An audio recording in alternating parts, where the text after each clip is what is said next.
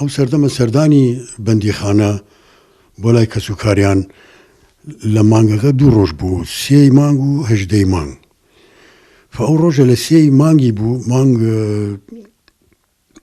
مانگی 4 بوو، 3 مانگی 5 کە دایکم چوو بۆ سەردانی سجنی ئەبوو غەرێب بۆ ئامۆزاکەم.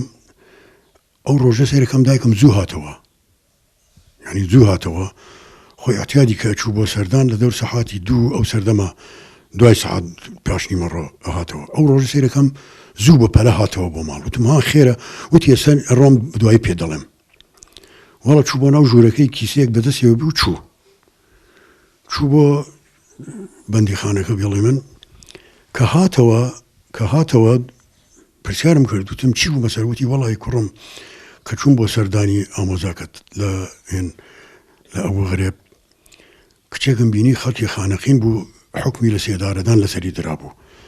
کە منی بینی وتی دایکی نەریمان لەم ڕۆژانە لە سێدادە درێم، بەڵکو جلوبەرگی کوردیەکەتم بۆ بێنی، حەزەکەم بەو جلوبەرگە لە سێدارە بدرێم. وەڵا بوو دایکم جلوبەرگەکەی بۆی بردبوو دابوو پێی، ئەجا بەو جلوبەرگە لە سێدارە درا. طبعا ئەجا لەیلا قاسم ئەمە شتێکی کەم نییە بەنسبەت کوردەوە، بەنسبەت ئێمەوە، کە بڵێ من یعنی بۆ نمونە ئەگەر لە مێژوو حسابی بکەی من یەکەم ئافرەتە لە سەرجەم هەموو کوردستان کە لەسەر بیر و باوەڕی کوردایەتی لە سێدارە درابێت، و 4مین ئافرەتە لەسەر ئاسی جیهان، هەموو جیهان 4مین ئافرەتە لە هەموو جیهان کە لە هەم دیسان لەسەر بیر و باوەڕی سیاسی لە سێدارە درابێت. ئەمە شتێکی کەم نییە.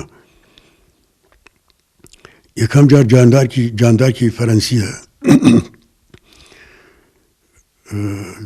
کە ئەڵمانیەکان لە سێدارەیان دا، دوایەوە زۆیای ڕووسی، ئەوجا لەیلای مەغربی 4مینیان لەیلا قاسمی کوردە. ئەمە شتێکی کەم نییە بەنسبەت ئێمەوە. ئەجا ئەو داواکاری لەیلا قاسمە شتێکی کەم نییە، یعنی شتێکی کەم نییە بەنسبەت کچێکی کورد کە لە سێدارە درێ حەزی کرد بە ئەو جلوبەرگەوە لە سێدار بدرێت کە ناوی کورد بەرزەوە بکات.